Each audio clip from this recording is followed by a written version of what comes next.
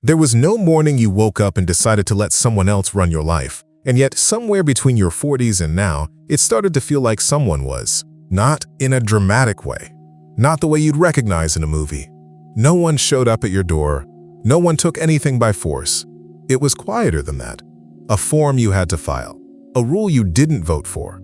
A decision that used to be yours about your doctor, your child's school, your money, your words, that now belongs to a process so large and so distant that asking who made it feels almost naive. And the feeling that comes with it isn't exactly anger. It's something older and harder to name. A sense that the space where your judgment used to live has slowly been furnished with someone else's furniture.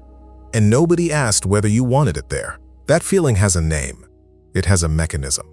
And a man who died in 1859, who had never seen a television, a federal agency, or a smartphone, described it with a precision that should stop you cold. This is a 190-year-old map of the present. Here's the question that will drive the next 20 minutes. How does a free people, a people who fought a revolution for the right to govern themselves, end up feeling like they need permission to live their own lives? Not through conquest, not through tyranny in the classic sense. How? I'm going to give you a name, a mechanism, and the proof that it's real. But I want to be honest with you about where we're going, because this video ends somewhere you may not expect. The answer isn't as comfortable as the politicians did it. It's closer than that. Alexis de Tocqueville came to America in 1831. He was 25 years old, a French aristocrat who had watched his country tear itself apart in revolution. And he wanted to understand why democracy worked here when it had failed so catastrophically there. He spent 9 months traveling, observing, talking to Americans of every kind. And what he produced, Democracy in America, published in 2 volumes in 1835 and 1840, is not a history book. It's a diagnostic manual. He wasn't describing what America was. He was mapping what it tended toward, the internal pressures that a democratic society generates over time, pressures that can either strengthen a republic or quietly hollow it out. He admired America enormously. And precisely because he admired it, he was afraid for it. The fear he returned to, again and again, the one he called his deepest concern, wasn't invasion. It wasn't civil war. It wasn't political corruption, though he wrote about all of those. His deepest concern was something he struggled to even name because it had no historical precedent. He wrote that the word despotism was too strong for it and the word tyranny too harsh. He needed a new word for a new thing. What he eventually described as soft despotism was a form of unfreedom that didn't look like unfreedom at all. It didn't announce itself. It didn't march. It arrived in the form of help. Here is what he actually wrote in the 2nd volume of Democracy in America, in the chapter called What Kind of Despotism Democratic Nations Have to Fear. I want you to hear this not as history. Hear it as a description of this year. He wrote that he saw in the democratic future an immense tutelary power. That word, tutelary, means guardian, the power that watches over a ward, a minor, someone not yet capable of managing themselves. An immense tutelary power elevated above the people, which alone takes charge of assuring their enjoyments and watching over their fate. He wrote that this power was absolute, detailed, regular, far-seeing, and mild. That it would resemble paternal power, a father's authority, if it had for its object to prepare men for manhood. But that on the contrary, it sought only to keep them fixed irrevocably in childhood. Fixed irrevocably in childhood. He wasn't describing a prison. He was describing a nursery, comfortable, well-managed, and permanent. And then he wrote the line that I think is the most precise sentence ever written about the political condition of the modern West. He said, "It does not destroy. It prevents things from being born. It does not tyrannize, it hinders, compromises, enervates, extinguishes, daubs, and finally reduces each nation to being nothing more than a herd of timid and industrious animals, of which government is the shepherd." A herd of timid and industrious animals. Think about that image for a moment. The herd is not oppressed. The herd is fed, protected, kept warm, moved to better pasture when conditions change. The herd is comfortable. The herd is cared for. What the herd has lost, quietly, over time, through no single dramatic act, is any capacity for independent motion. You don't know you've lost it until the gate opens and you stand there, unsure which direction is yours to choose. Now, the standard response to all of this is to point at Washington, at the regulatory agencies, at the administrative state, and I want to be clear, that's not wrong. The evidence is real. The Federal Register, the official journal of the United States government where new rules and regulations are published, contained roughly 2,400 pages in 1936. By 2023, it had reached approximately 95,000 pages. 95,000 pages of rules governing your medical decisions, your business choices, your financial instruments, your speech in certain contexts, your children's education, what you can build on your own land. That's not a metaphor. That's Tocqueville's network of small, complicated rules, documented, measured, verifiable, and the civic capacity that would push back against that growth, the habits of self-governance, the associations and volunteer organizations and local institutions that Tocqueville believed were the real immune system of a democracy. Those have been collapsing for 50 years. Robert Putnam documented it in Bowling Alone, published in the year 2000. Participation in local civic organizations, unions, clubs, religious associations, parent-teacher groups, down by roughly half between 1975 and the turn of the century. Putnam called it a collapse of social capital. Tocqueville would have called it the atrophy of the self-governance muscle, because self-governance is a muscle. It requires exercise.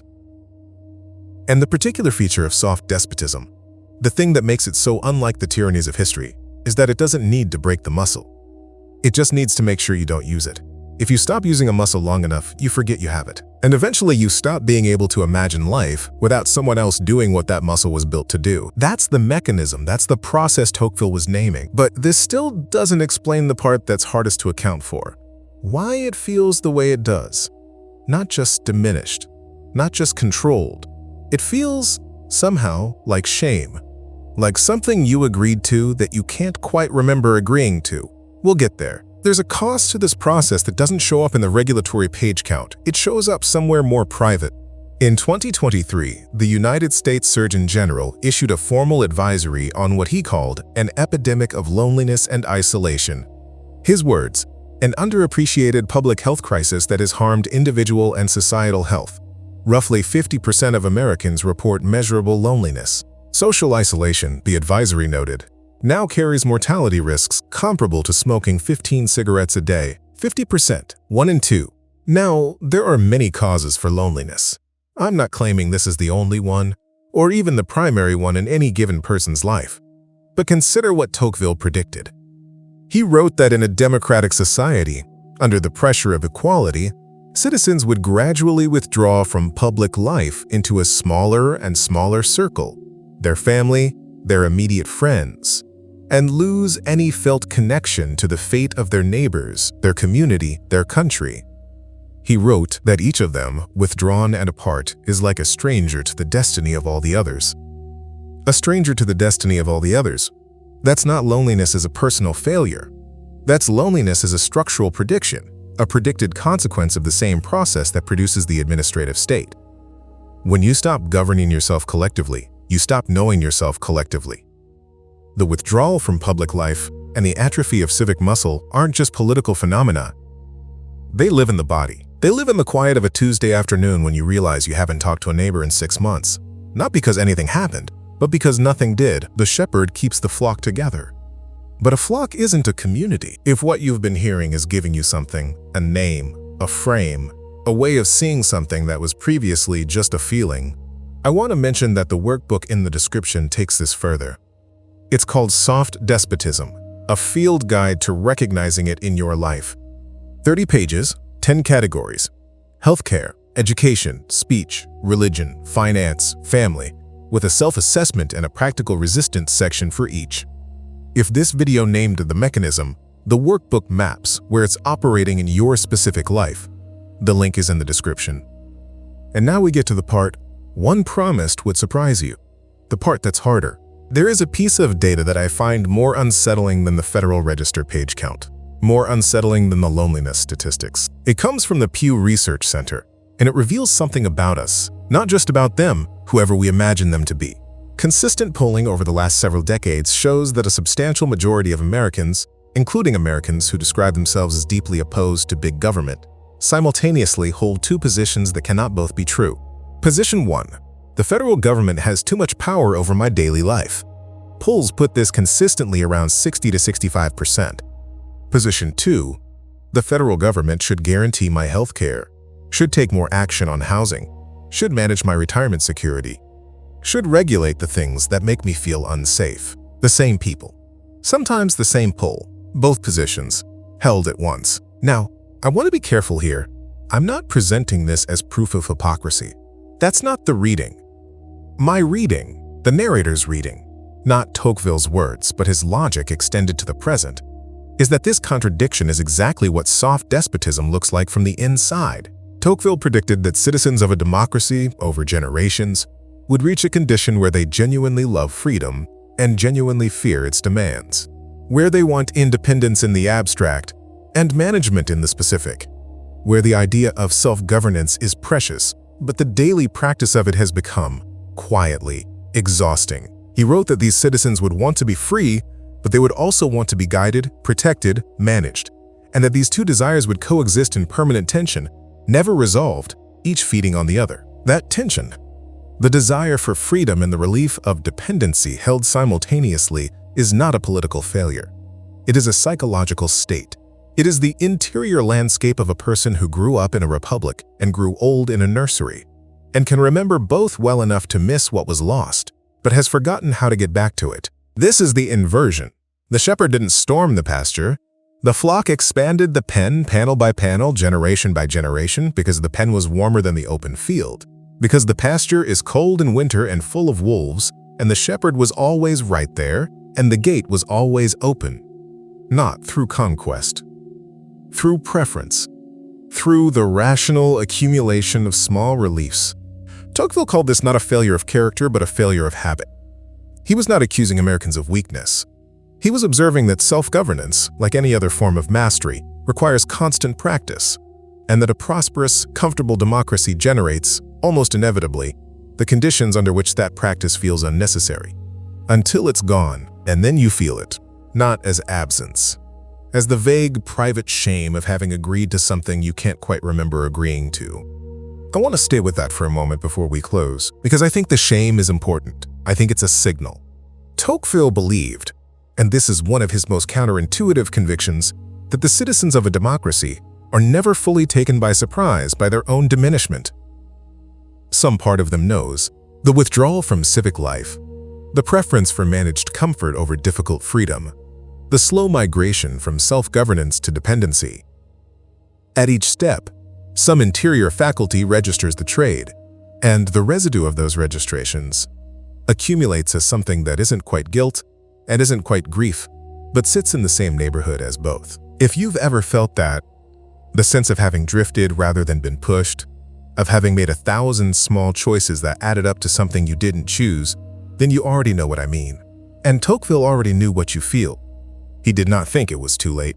He thought it was a choice, one that had to be made again, in small ways, against the grain of comfort every day. He wrote about the importance of what he called local self-government, the town meeting, the jury, the voluntary association, the church, the neighborhood, the arenas where citizens practice the habit of deciding things for themselves, together. Not because those arenas are efficient, often they are not, but because the practice of them keeps the muscle alive. And a living muscle can still be used. He wasn't naive about the scale of the problem.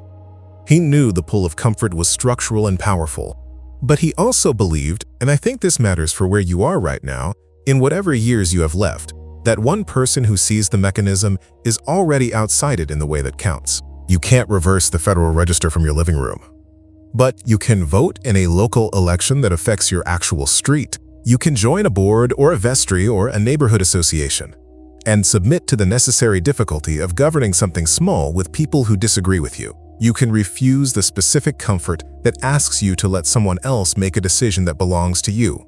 Not because it will save the republic by itself, but because Tocqueville believed, and I find this persuasive, that a republic that still has citizens capable of governing small things can still govern large ones, and a republic that has lost the habit entirely cannot. The question that remains, the one I'll leave with you, is a small one. Not, how do we fix the country, but where, specifically, in your own daily life did you last make a decision that belonged to you and hand it to someone else Not because you had to, but because it was easier? And is that decision still retrievable? That's not a rhetorical question. I genuinely think it's the right place to start. If you felt like a stranger in your own country, not in a moment of high political drama, but in some ordinary moment when something small shifted and you couldn't say what or when, I'd like to know when that was.